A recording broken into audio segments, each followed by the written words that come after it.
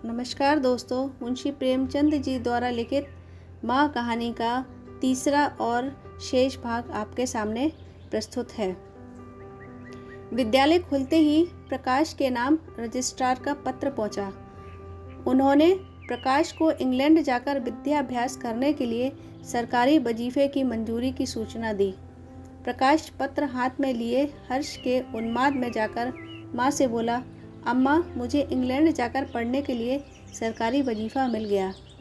करुणा ने उदासीन भाव से पूछा, तो तुम्हारा क्या इरादा है? प्रकाश, मेरा इरादा, ऐसा अवसर पाकर भला कौन छोड़ता है? करुणा, तुम तो स्वयं सेवकों में भर्ती होने जा रहे थे।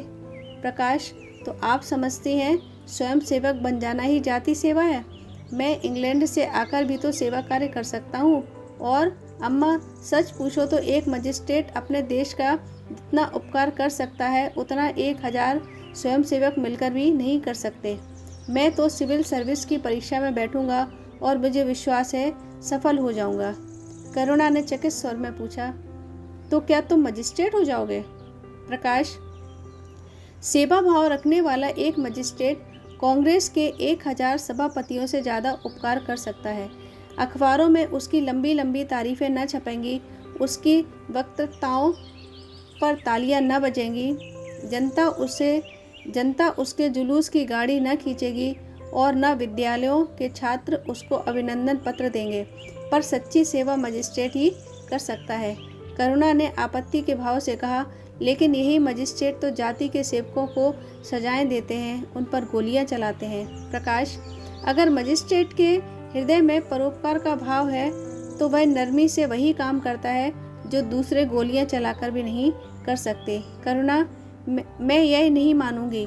सरकार अपने नौकरों को इतनी स्वाधीनता नहीं देती, वह एक नीति बना देती है और हर एक सरकारी नौकर को उसका पालन करना पड़ता है।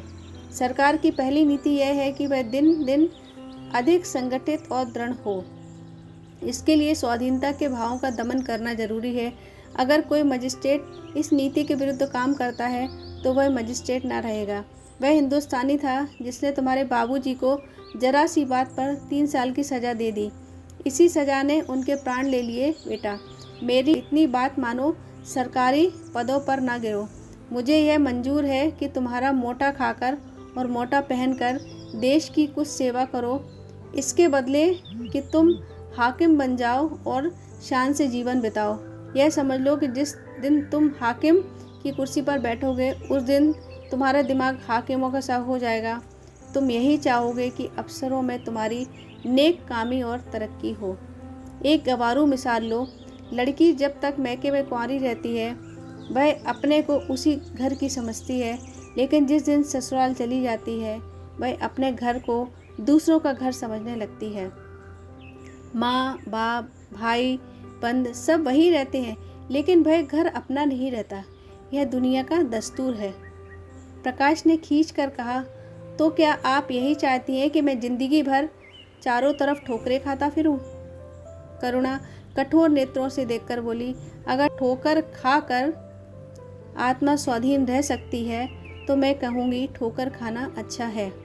प्रकाश ने निश्चयात्मक भाव से पूछा, तो आपकी यही इच्छा है?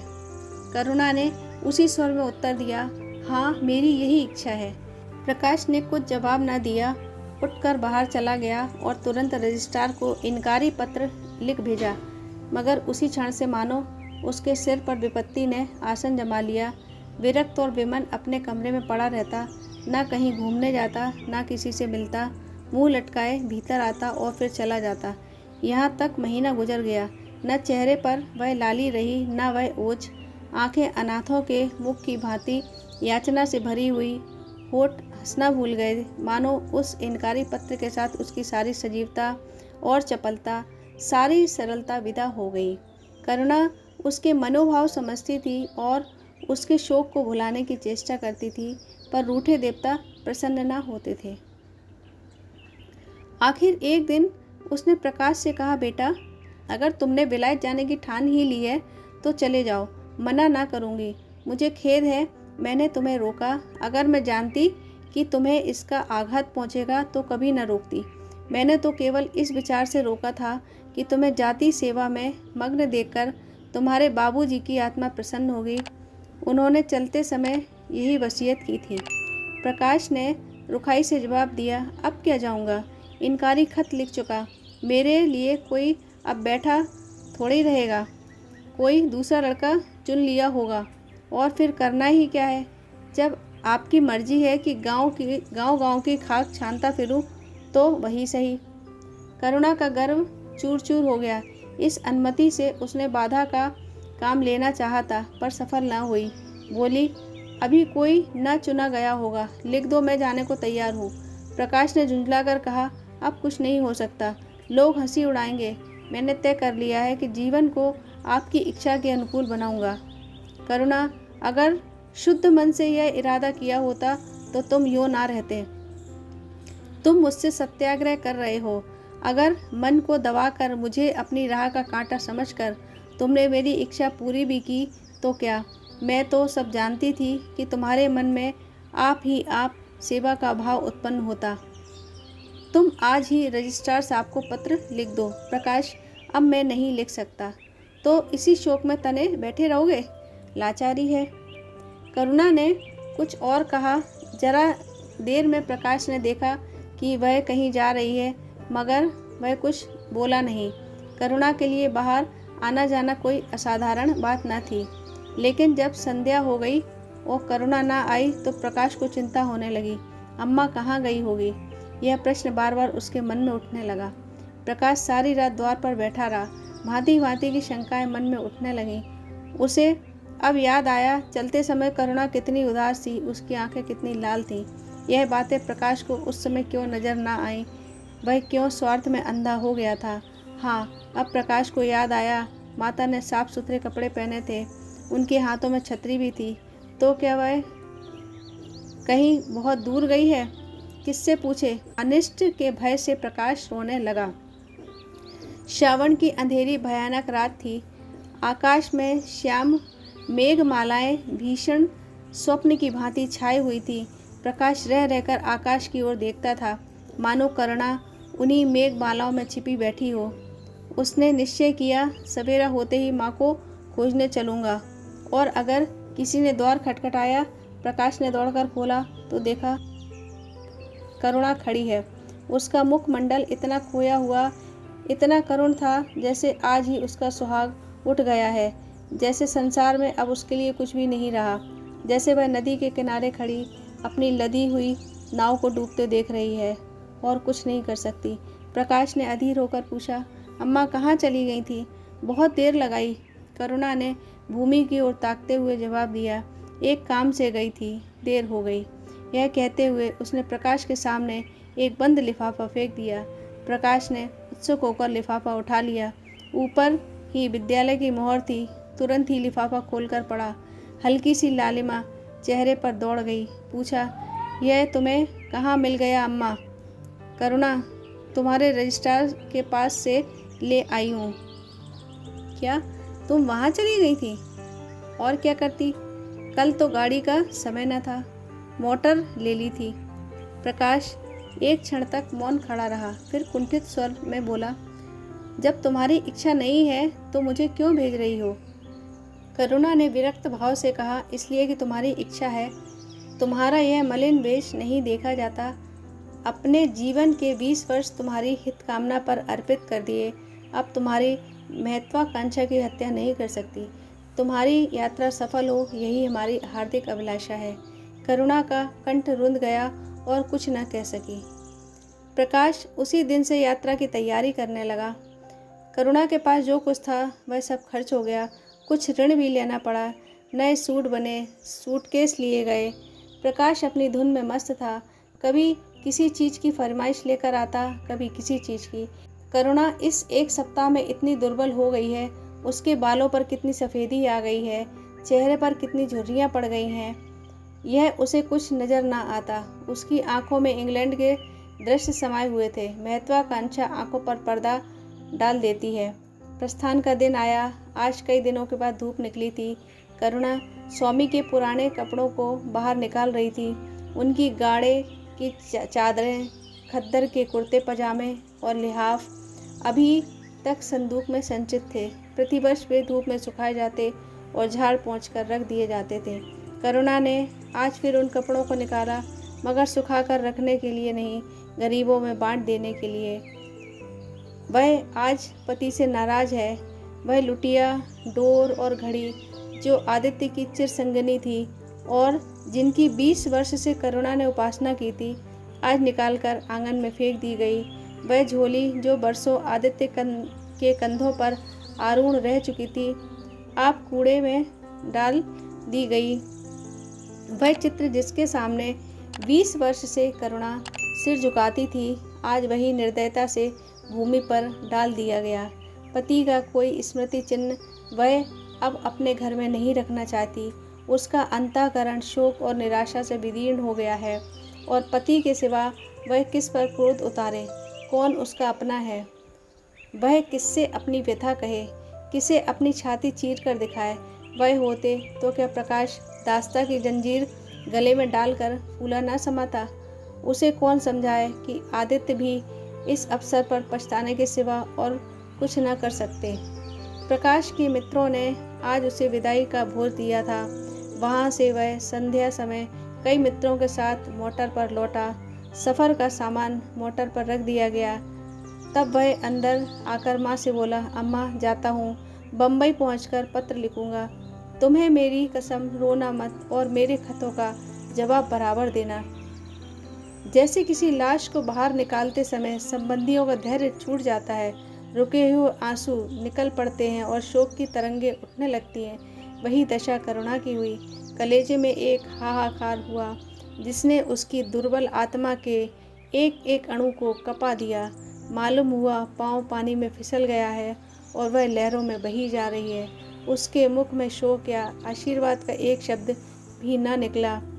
प्रकाश ने उसके चरण छुए, अश्रु जल से माता के चरणों को पखारा, फिर वह चला। करुणा पाषाण मूर्ति की भांति खड़ी थी। सहसा ग्वाले ने आकर कहा, बहू जी भैया चले गए, बहुत रोते थे। तब करुणा की समाधि टूटी। देखा सामने कोई नहीं है। घर में मृत्यु का सच सन्नाटा छाया हुआ है और मानव हृदय की गति बंद हो गई है। सहसा करुणा की दृष्टि ऊपर उठ गई। उसने देखा कि आदित्य अपनी गोद में प्रकाश की निर्जीव देह लिए खड़े हो रहे हैं। करुणा पछाड़ खाकर गिर पड़ी। करुणा जीवित थी, पर संसार से उसका कोई नाता न था। उसका छोटा सा संसार जिसे उसने अपनी कल्पनाओं के हृदय में रचा था, स्वप्न की भांति अनंत में विलीन हो गया था।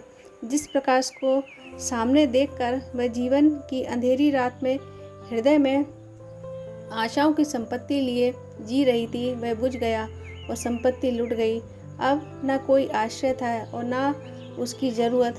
जिन गऊओं को वह दोनों वक्त अपने हाथों से दाना चारा देती थी और सहलाती थी, वे अब खूंटे पर बंधी निराश नेत्रों से द्वार की ओर ताकती रहती थी। बछड़ों को गले लगाकर पुचकारने वाला अब कोई न था। जिसके लिए दूध दुहे, मट्ठा निकाले, खाने वाला कौन था। करुणा ने अपने छोटे से संसार को अपने ही अंदर समेट लिया था। किंतु एक ही सप्ताह में करुणा के जीवन ने फिर रंग बदला। उसका छोटा सा संसार फैलते फैलते विश्वव्यापी हो गया। जिस लंगर ने नौका को तट से एक केंद्र पर बांध रखा था, वह उखड़ गया। अब नौका सागर के अशेष विस्तार में भ्रमण करेगी, चाहे वह उद्दाम तरंगों के वक्ष में ही क्यों न विलीन हो जाए। करुणा द्वार पर आकर बैठती और मोहल्ले भर के लड़कों को जमा करके दूध पिलाती। दोपहर तक मक्खन निकालती और वह मक्खन मोहल्ले के लड़के खाते। फिर भांति भांति के पकवान बनाती और कुत्तों को खिलाती। अब यही उसका नित्य का नियम हो गया। चिड़ियाँ, कुत्ते, बिल्लियाँ, चींटे, चींटियाँ सब अपने हो गए। प्रेम का वह द्वार अब किसी के लिए बंद न था। उस अंगुल भर जगह में जो प्रकाश के लिए भी काफ़ी न थी, अब समस्त संसार समा गया। एक दिन प्रकाश का पत्र आया। करुणा ने उसे उठाकर फेंक दिया। फिर थोड़ी देर बाद उसे उठाकर फाड़ डाला और चिड़ियों को दाना चुगाने लगी। मगर जब निशा योगिनी ने अपनी धूनी जलाई और वेदनाएं उससे वरदान मांगने के लिए विकल होकर चली, तो करुणा की मनोवेदना भी सजग उठी। प्रकाश का पत्र पढ़ने के लिए उसका मन व्याकुल हो उठा। उसने सोचा, प्रकाश मेरा कौन है, मेरा उससे क्या प्रयोजन। हाँ प्रकाश मेरा कौन है, हाँ प्रकाश मेरा कौन है। हृदय ने उत्तर दिया, प्रकाश तेरा सर्वस्व है, वह तेरे उस अमर प्रेम की निशानी है जिससे तू सदैव के लिए वंचित हो गई। वह तेरा प्राण है, तेरे जीवन दीपक का प्रकाश, तेरी वंचित कामनाओं का माधुर्य, तेरे अश्रु जल में विहार करने वाला हंस। करुणा उस पत्र के टुकड़ों को जमा करने लगी, मानो उसके प्राण बिखर गए हों। एक एक टुकड़ा उसे अपने खोए हुए प्रेम का एक पदचिह्न सा मालूम होता था। जब सारे पुर्जे जमा हो गए तो करुणा दीपक के सामने बैठकर उसे जोड़ने लगी, जैसे कोई वियोगी हृदय प्रेम के टूटते हुए तारों को जोड़ रहा हो। हायरी ममता, वह अभागन सारी रात उन पुर्जों को जोड़ने में लगी रही। पत्र दोनों ओर लिखा था, इसलिए पुर्जों को ठीक स्थान पर रखना और भी कठिन था। कोई शब्द, कोई वाक्य बीच में गायब हो जाता। उस एक टुकड़े को वह फिर खोजने लगती। सारी रात बीत गई पर पत्र अभी तक अपूर्ण था। दिन चढ़ आया। मोहल्ले के लौंडे मक्खन और दूध की चाह में एकत्र हो गए। कुत्तों और बिल्लियों का आगमन हुआ। चिड़ियाँ आकर आंगन में फुदकने लगीं। कोई ओखली पर बैठी, कोई तुलसी के चौतरे पर करुणा को सिर उठाने की फुर्सत नहीं।